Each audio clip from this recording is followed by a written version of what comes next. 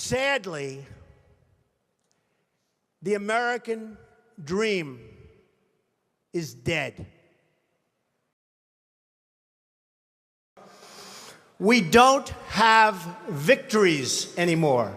We used to have victories, but we don't have them. When was the last time anybody saw us beating, let's say, China in a trade deal? They kill us. I beat China all the time. All the time. When did we beat Japan at anything? They send their cars over by the millions. And what do? When was the last time you saw a Chevrolet in Tokyo? It doesn't exist, folks. They beat us all the time. When do we beat Mexico at the border? They're laughing at us, at our stupidity.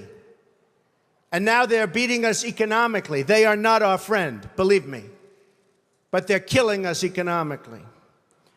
The U.S. has become a dumping ground for everybody else's problems. Thank you. It's true. And these are the best and the finest. When Mexico sends its people, they're not sending their best. They're not sending you. They're not sending you. They're sending people that have lots of problems, and they're bringing those problems with us. They're bringing drugs, they're bringing crime, they're rapists, and some, I assume, are good people. But I speak to border guards, and they tell us what we're getting. And it only makes common sense. It only makes common sense. They're sending us not the right people. It's coming from more than Mexico. It's coming from all over South and Latin America, and it's coming probably from the Middle East. But we don't know, because we have no protection, and we have no competence. We don't know what's happening. And it's got to stop, and it's got to stop fast. Islamic terrorism is eating up large portions of the Middle East. They become rich because they took the oil that when we left Iraq, I said we should have taken. So now ISIS has the oil. And what they don't have, Iran has. We spent $2 trillion in Iraq. $2 trillion. We lost thousands of lives, thousands in Iraq. We have wounded soldiers who I love. I love. They're great. All over the place. Thousands and thousands of wounded soldiers. And we have nothing. Our enemies are getting stronger and stronger by the day, and we as a country are getting weaker. Even our nuclear arsenal doesn't work. It came out recently. They have equipment that's 30 years old. They don't even know if it worked. And I thought it was horrible when it was broadcast on television, because boy, does that send signals to Putin and all of the other people that look at us and they say, that is a group of people, and that is a nation that truly has no clue. They don't know what they're doing. Politicians are all talk, no action. Nothing's going to get done. They will not bring us, believe me, to the promised land. They will not. I've watched the politicians. I've dealt with them all my life. If you can't make a good deal with a politician, then there's something wrong with you. You're certainly not very good. And that's what we have representing us. They will never make America great again. They don't even have a chance. They're controlled fully. They're controlled fully by the lobbyists, by the donors, and by the special interests, fully. Our country needs a truly great leader, and we need a truly great leader now. We need a leader that can bring back our jobs, can bring back our manufacturing, can bring back our military, can take care of our vets. Our vets have been abandoned. You know, all of my life I've heard that a truly successful person, a really, really successful person, and even modestly successful, cannot run for public office. Just can't happen. And yet that's the kind of mindset that you need to make this country great again. So, ladies and gentlemen, I am officially running for President of the United States, and we are going to make our country great again. Is there anyone on stage who is unwilling tonight to pledge your support to the eventual nominee of the Republican Party and pledge to not run an independent campaign against that person? Again, we're looking for you to raise your hand now. Raise your hand now if you won't make that pledge tonight. Mr. Trump. So, Mr. Trump, to be clear, you're standing on a Republican primary debate. I fully understand. I have to respect the person that, if it's not me, the person that wins. I can totally make that pledge. If I'm the nominee, I will pledge I will not run as an independent. But, and I am discussing it with everybody, but I'm, talking about a lot of leverage. We want to win, and we will win. But I want to win as the Republican. I want to run as the Republican nominee. This is what's wrong. He buys and sells politicians of all stripes. He's already, hey, look, he's already hedging his bet on the Clintons, okay? So if he doesn't run as a Republican, maybe he supports Clinton or maybe runs as an independent. Okay. But I'd say that he's already hedging his bets because he's used to buying politicians. Well, I've given him plenty of money. Just to be clear, you can't make it. We're going to move on. You say that the Mexican government is sending criminals, rapists, drug dealers across the border. Governor Bush has called those remarks, quote, extraordinarily ugly. I'd like you're right next to him, talk to him directly and say how you respond to that. And you have repeatedly said that you have evidence that the Mexican government is doing this, but that you have evidence you have refused or declined to share. Why not use this first Republican presidential debate to share your proof with the American people? So, if it weren't for me, you wouldn't even be talking about illegal immigration, Chris. You wouldn't even be talking about it. This was not a subject that was on anybody's mind until I brought it up at my announcement, and I said, Mexico is sending. Except the reporters, because they're a very dishonest lot, generally speaking, in the world of politics, they didn't cover my statement the way I said it. The fact is, since then, many killings, murders, crime, drugs pouring across the border, our money going out and the drugs coming in. And I said, we need to build a wall, and it has to be built quickly. And I don't mind having a big, beautiful door in that wall so that people can come into this country legally. But we need, Jeb, to build a wall. We need to keep illegals out. Mr. Trump, I'll give you 30 seconds. I'll give you 30 seconds to answer my question, which was, what evidence do you have, specific evidence, that the Mexican government is sending criminals across the border? 30 seconds. Border Patrol, I was at the border last week. Border Patrol, people that I deal with, that I talk to, they say this is what's happening because our leaders are stupid, our politicians are stupid, and the Mexican government is much smarter, much sharper, much more cunning, and they send the bad ones over because they don't want to pay for them, they don't want to take care of them. Why should they when the stupid leaders of the United States will do it for them? And that's what's happening, whether you like it or not. You've also donated to several Democratic candidates, Hillary Clinton included, Nancy Pelosi. You explained away those donations, saying you did that to get business-related favors. And you said recently, quote, "When you give, they do whatever the hell you want them to do." You better believe it. So what specifically did they do? If I ask them, if I need them, you know, most of the people on this stage I've given to, just so you understand. A lot of money. Not me. Not me.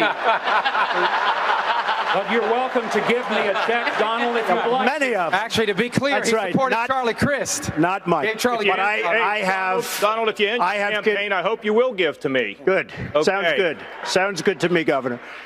I will tell you that our system is broken.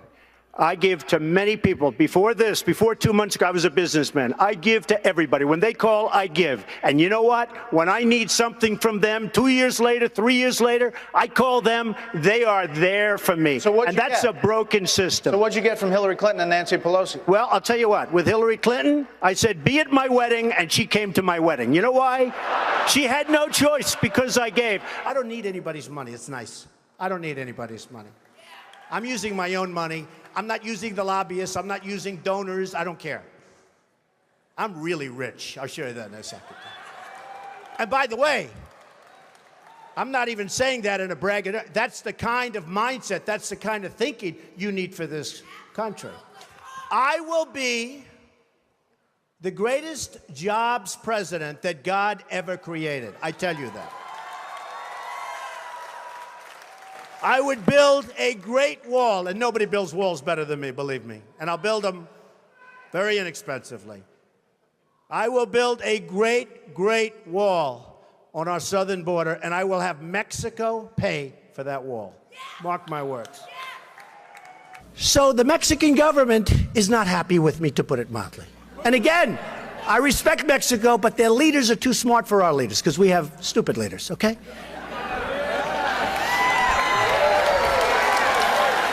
15 years ago, they wanted to build a wall. You know why they didn't build it? They couldn't get an environmental impact statement approved. It's true. They couldn't because there were snakes, toads, rodents, all sorts of crap right in the way. They couldn't. Can you believe it? Let's say the wall costs $4 billion. You know, they say $10 billion. That means $4 billion, if you know what you're doing. And the $4 billion will be much bigger, much better, much stronger than the $10 billion. Believe me. Oh, do I know how to build? Greatest. One of the greats. So let's say it costs $4 or $5 billion. Our trade deficit with Mexico is $53 billion. So $4 or $5 billion is peanuts. It's peanuts. Mexico is going to pay, and they'll be happy. They'll be happy. Now, look, I met the Border Patrol people. The reason I met them is they called me, and they said, we'd love to meet you. And I went to Laredo, Texas, and it was incredible. They're told to stand back. They're told, don't touch anybody. They're told, let people come in. They don't want that. These are incredible men and women, and they're standing there, and people are walking right in front. Beautiful equipment, everything looks good, everything's, except for one thing. They're told, don't do anything. And when they do something, they say, let them go. They can go wherever they want. That's the end. You never see them again. We either have a country or we don't. In Los Angeles, 50% of the people wanting to get licensed right now are illegals. In California, they have a town council where everybody's suing everybody because they have a group of illegals that want to take over the town council. They want to run the town. They're illegals. We have to stop illegal immigration. We have to do it. We have to do it.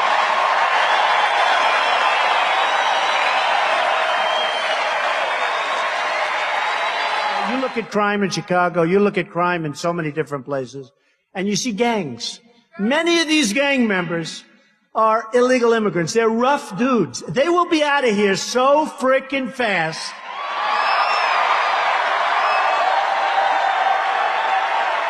Ted Cruz, they asked Ted Cruz, who, by the way, is very, very weak on illegal immigration. So is Rubio, very weak on illegal immigration.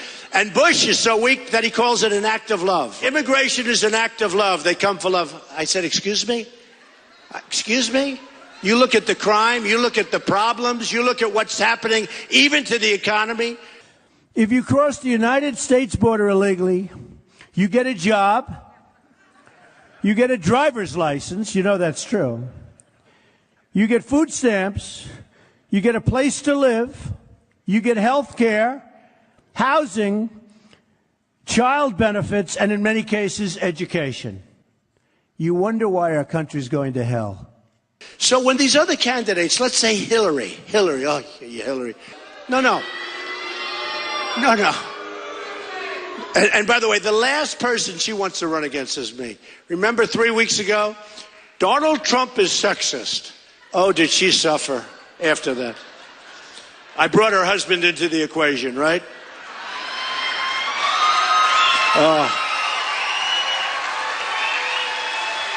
Oh, did they suffer?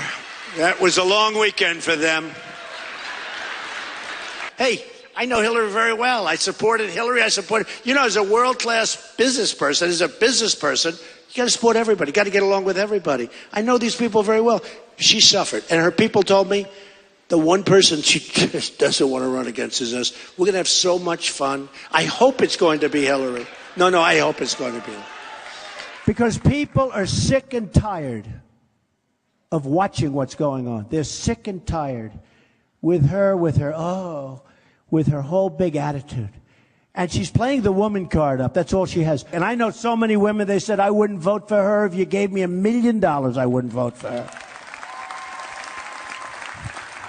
Hillary Clinton was the worst Secretary of State in the history of our country. The worst. The world blew up around her. Every single thing that she touched turned to garbage. The entire Middle East in her reign and the reign of Barack Obama went to hell. And you have Assad, and then you have the rebels. How many times have we been backing rebels to find out that they're always worse than the guy that's in there? Right? All the time. They all say, fight Assad. Fight Assad. Assad's a bad guy. They're all bad guys. Not too many good guys over there, right? They're all bad guys. I mean, what did we get by knocking out Gaddafi, right? Nothing. What did we get by knocking out Saddam Hussein? And frankly, in all fairness, there were no weapons of mass destruction. But what did we get out of it? Saddam Hussein killed terrorists. He would kill them immediately. He didn't do it politically correct. He found a terrorist, they were gone within 5 seconds, okay? With us, we find a terrorist, it's going to be 25 years in a trial.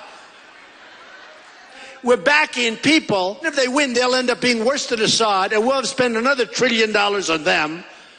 Nice and easy, folks. In fact, a lot of people think that the rebels that we're backing is ISIS. And people are saying they're ISIS.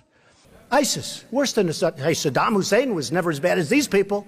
These people are brutal. They're chopping off everybody's heads, especially if you happen to be Christian. They chop off your head. They dunk people with a cage. Did you see that? They dunk them and drown them. These people make Saddam Hussein look like a choir boy. Okay? And I said this in 2004 in Reuters. Anybody from Reuters back there? I'm sure they are. There was an article in July of 2004.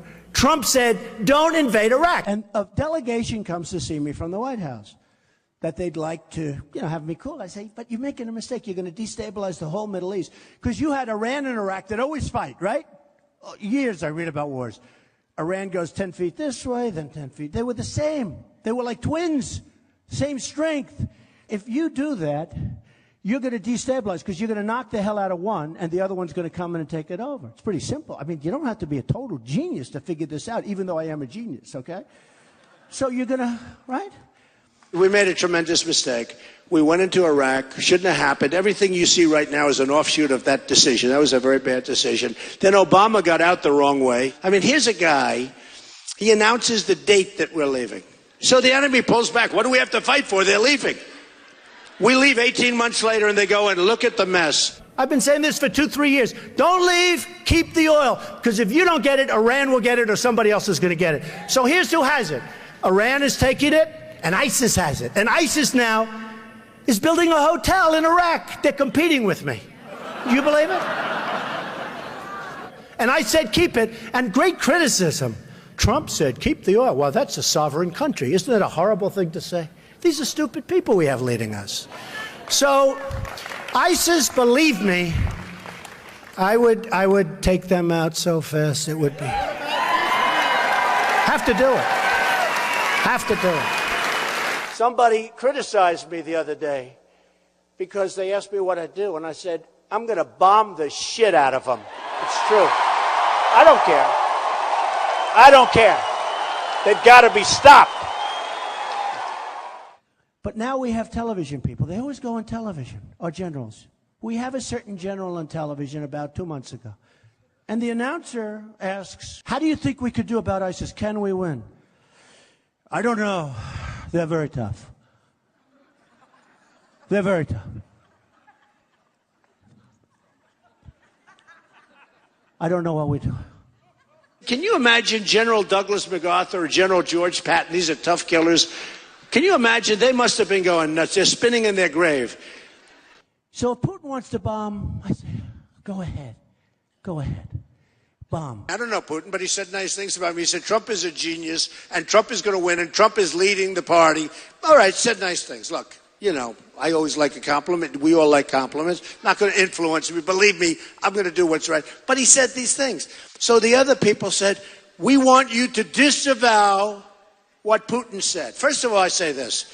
Guy calls you a genius, you're not going to disavow. Do we agree? Only a stupid person would disavow, not a genius. No genius would disavow being called a genius. But more importantly, if you look at it, wouldn't it be nice if we actually got along with Russia and other countries? Wouldn't it be nice?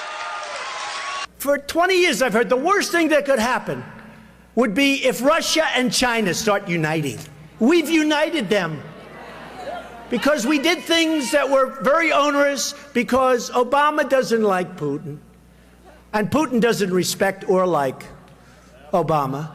And all of a sudden, Russia and China now are doing all sorts of things together. I heard them saying this morning on television, how dare they want to? Donald Trump wants to work with Russia to get rid of ISIS. Yeah, sort of, right?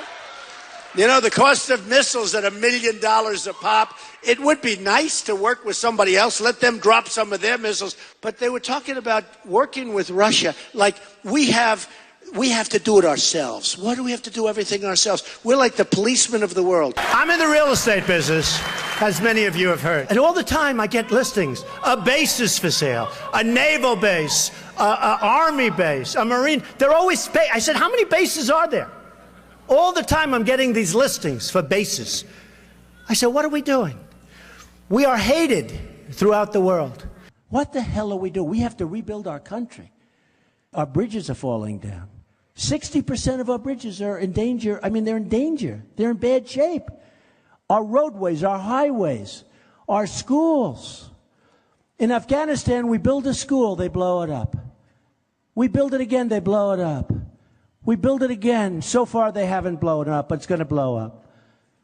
But we can't build a school in Iowa. We can't build a school in Brooklyn, New York. We can't build a school in New Hampshire. We can't take care of our vets. We can't have hospitals for our vets. We don't have any money to do anything for ourselves. At what point do we get smart?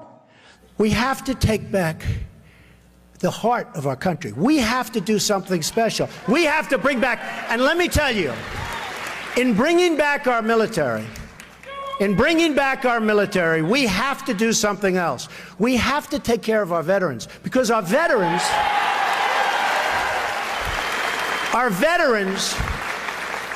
are treated like third-class citizens, and they're the greatest.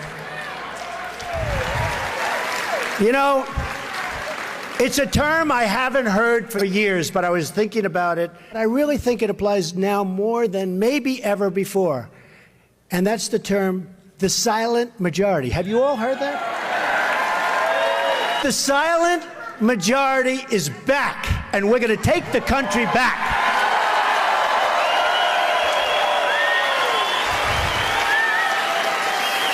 And we are going to make America great again. Thank you. Thank you. Thank you.